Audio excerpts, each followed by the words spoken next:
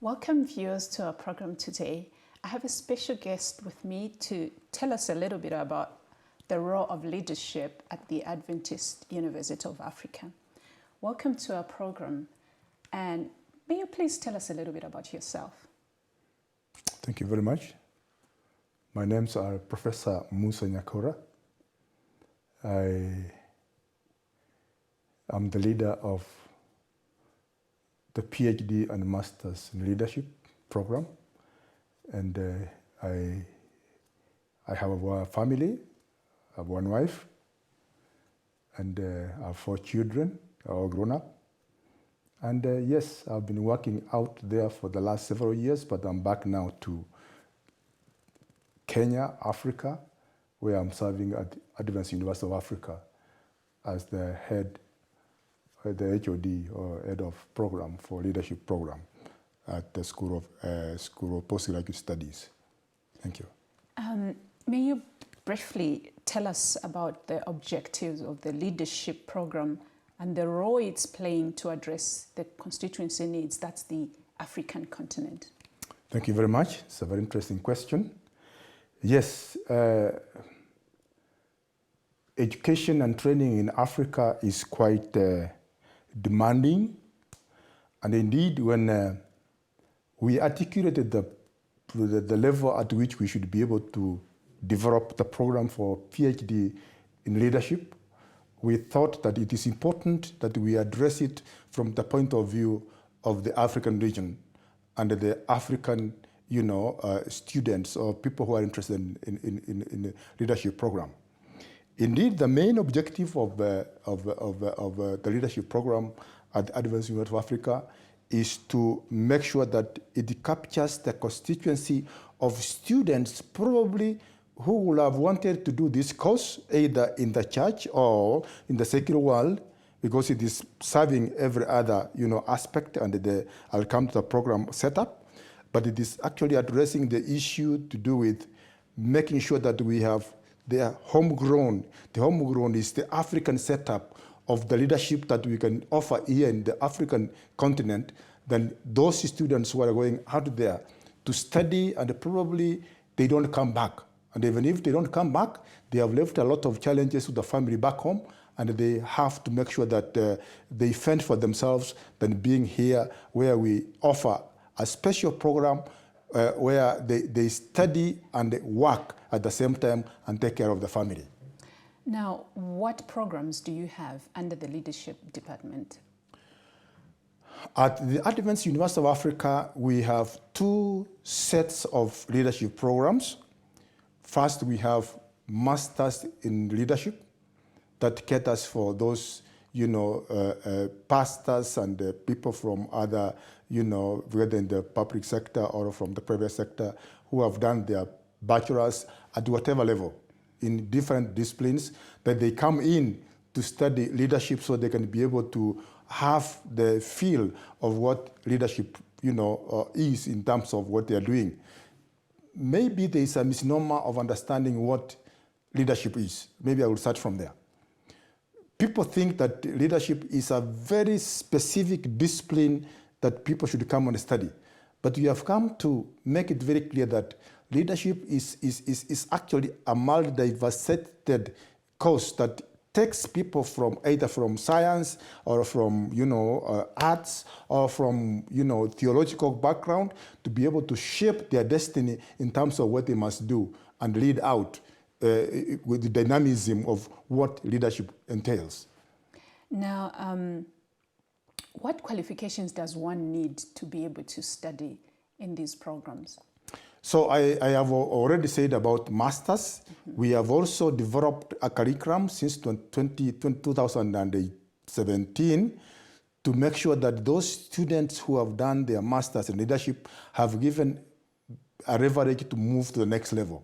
So we now currently have a PhD in leadership having 3 strands, meaning that anybody coming in, whether it's from public health or from business or from theological background, should be able to fit in. So we have 3 strands One is a strand for business and for profit making. The other one is for leaders who are in the church and who wants to, make their career in leadership in the church circles. And the other one is public health leadership for those who are working either in the church or in the secular world who can be able to venture into public health. Wow, that's really good. Now, where and what mode of delivery do you conduct these programs? Thank you very much. That is a very interesting question. We have 3 approaches for mode of delivery. We have come to learn that most of our clients, if I can call them so, those students who come to take up studies courses in this program, come from a working background. They are not just students who are just come from the university elsewhere and they want to continue with masters and PhD. They are people who have worked in the field for quite some time. And therefore, we have a leverage that we have done it in such a way that they can actually, work and study and take care of the family, as I've already said.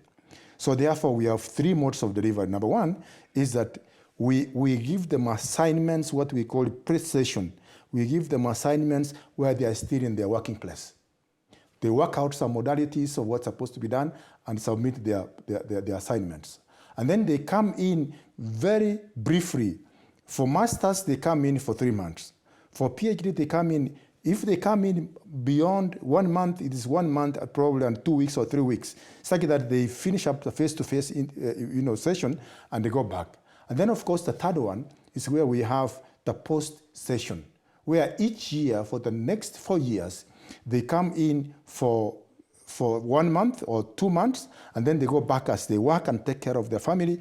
They do their 6 months post-session, working virtual through Zoom or by Moodle, that they are working where they are doing their work, or they are studying where they are doing their work in their respective stations.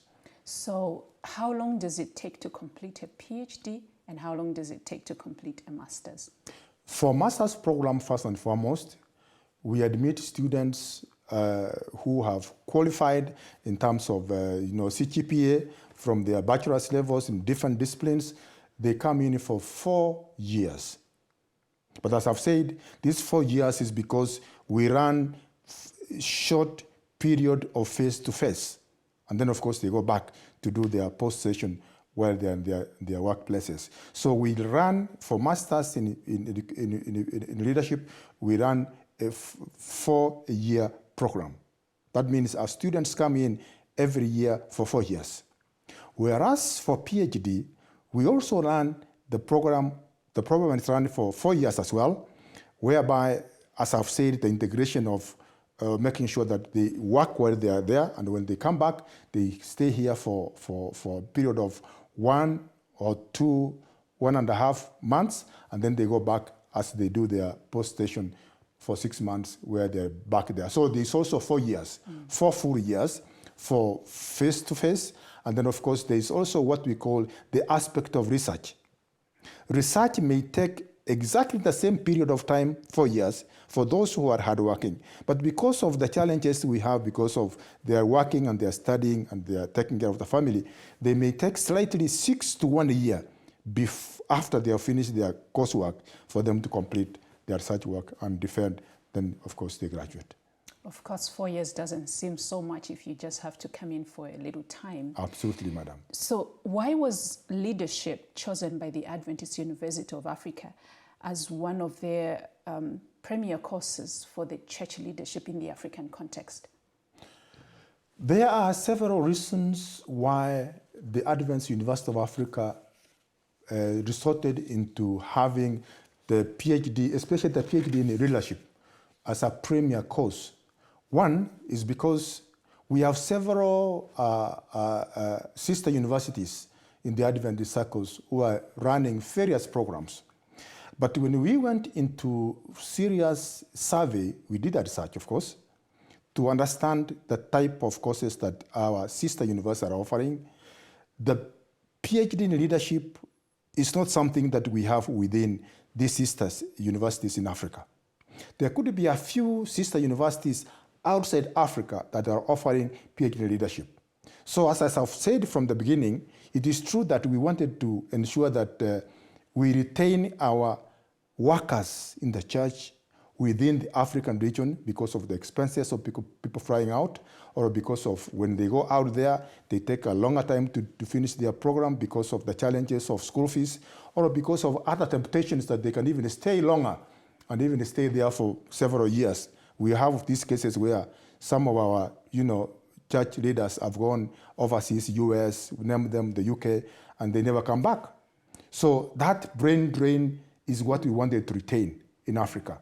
And therefore, one of those reasons is that we wanted to retain the brain drain that goes out there and they don't come back, number one. Number two, it is actually cheaper to run that kind of program in the African region, because cheaper in the sense that some people don't even travel, they don't use air tickets, they are just within, if it is within the East Africa or within the Kenyan region, they come. But those who come from outside, they can also travel, but it's cheaper. Number two, again, it is a premier program because most of the pastors have been trained in various theological and religious backgrounds. And therefore, we thought that it's important that people who are working in the church must have what it takes to know how they can lead the people out there. The religious programs alone are not enough to make sure that we have adequately trained leaders in our church circles and even in the private sector and public sector. So therefore, that's the purpose why leadership program was actually formulated to be conducted within the Adventist University of Africa. Thank you so much. The issue of brain drain is really something that we all have experienced. That's right. Now, what are the ratios of the students, considering that the church in Africa is segmented into three regions that they call divisions? What are the ratios of students from these three divisions? The first time that we had our first entry of the admission of our students into the program was 2017. Actually, the first applications that were put out, more than 50 students or applicants put in the application. But however, because of quality of education and because of the number of lecturers that may be properly equipped, trained in that area, and because of the facilities that we may not have more than the number we wanted, we reduced the number up to 30. So the first intake, or the first cohort for that matter, was 30 students. And if out of the 30 students, we had almost like the ratio from, we have three divisions, as you have said, yes. We have SID, we have ECD, and we have WAD. This first lot, it was almost like, if we take a ratio of 30 students, most of these divisions had a representation of more than 10 students. More than 10 students. Although most of the good number came from the ECD division, but actually more than 10 students came from SID, from WAD, and from ECD. Thank you for that. Now, do you have any students that are coming from outside the continent of Africa coming to your programs here at Adventist University of Africa? Yes, we do. We have we have quite a number of students who have come from various countries apart from the African region. And this is, of course, most of them are working in the church circles. But we have not, I need to admit here that we have not done a lot of marketing outside Africa, probably because we feel the constituency within Africa has a good number. But again, especially 2017, 2018, there were quite a number of students who applied from beyond Africa. We have students presentation from the US, we have student presentation from Europe, and this year we are expecting some students even to come from Asia and from the Caribbean countries who have already applied. So we have people from various countries beyond the African region. Now, you talked about marketing, that you're not really doing it that much because the African constituency is sufficient for you. That's right. What strategies do you employ to market to the students within the African continent? Yes, we have not done, it is not more of marketing that we have done, but because of the demand of the course, people were actually interested. A number of people, when they heard we have this program, we have an overwhelming number. Probably it is right now that we are now laying strategies because of the nature of the course that we are running, because there's 3 strands. We only have students who are doing business and church leadership. Very few people are coming on board for public health. And recently we launched a strategy to visit churches, to visit counties within the country in Kenya. And we have also engaged the several offices of SID and WAD to advertise for us, and we send out leaders, especially the dean and the HODs. They go meet, and even our vice chancellor actually, they go out and advertise our courses when they have their mid-year or annual meetings to the church leaders, so that they can be aware that we are running this program.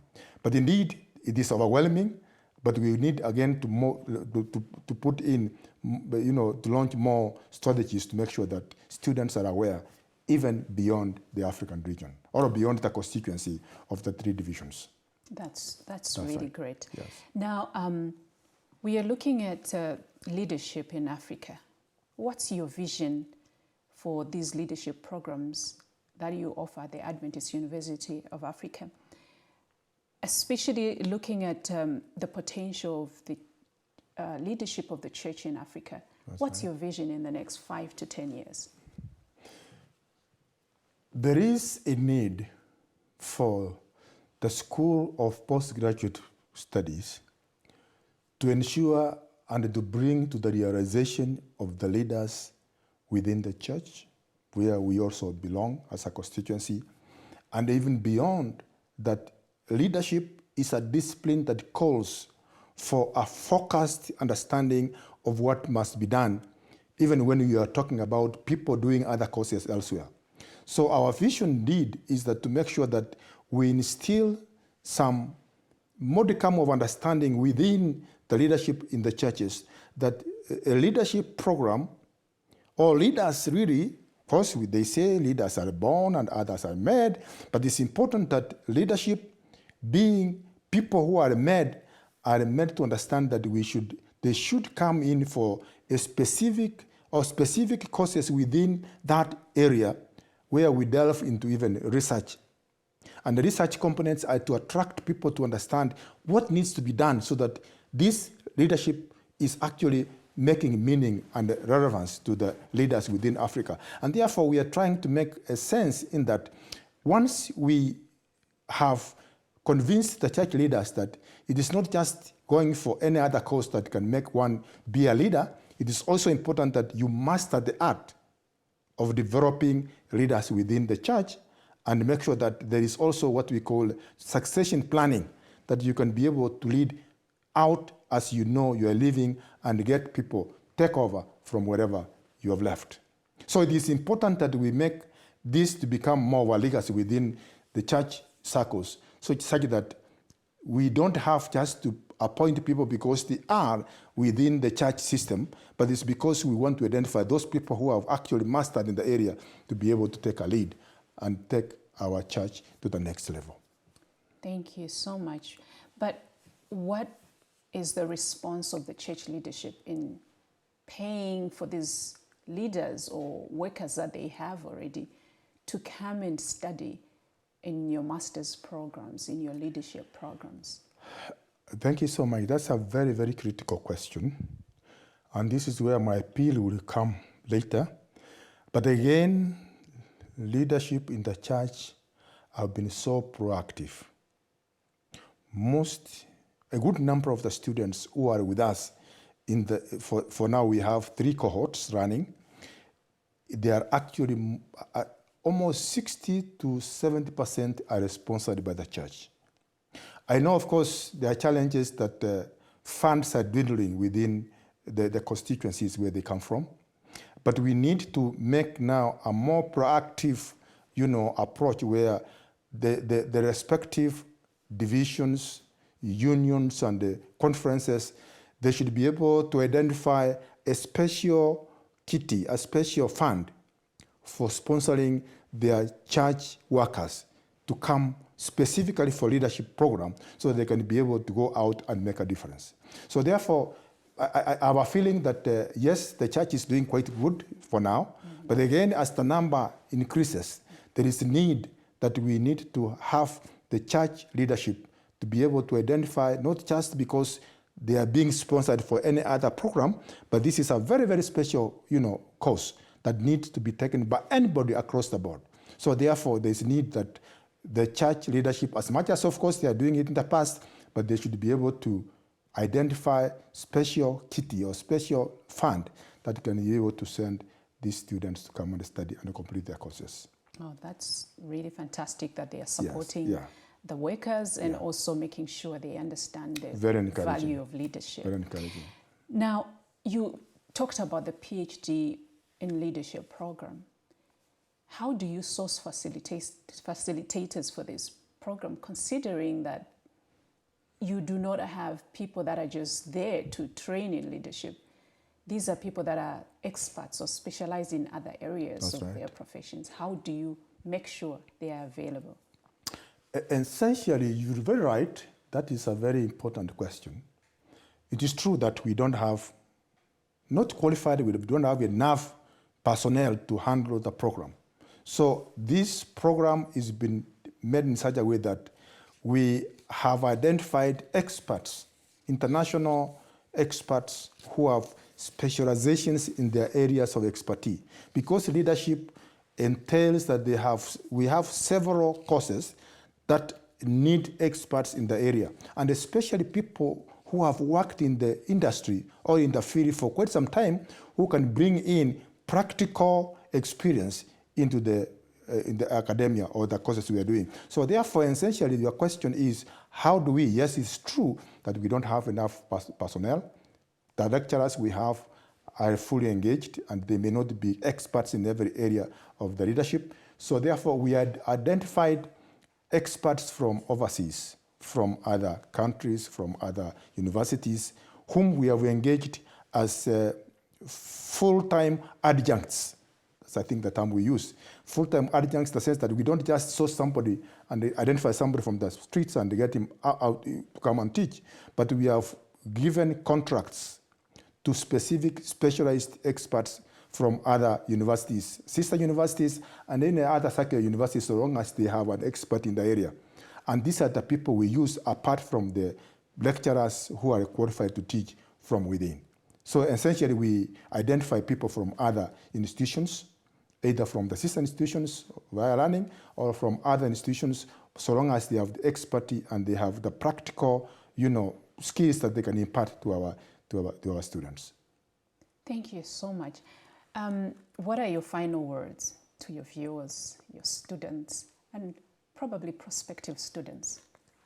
Thank you so much. Viewers, I think it is important that this course has come in handy at this age and time. I know that the leadership program is not a program that has been running within the African region like any other course. And mostly our clientele are students who have come from the theological background. I will appeal to our potential students to make sure that if they have done any course in theological background or in religious studies, please join the PhD in Leadership program. It is a very interesting program, and if you are interested, please come over or send your request or your inquiries to our website. For those students who are within and who have already registered, I'm sure they're enjoying the course. They have attested this.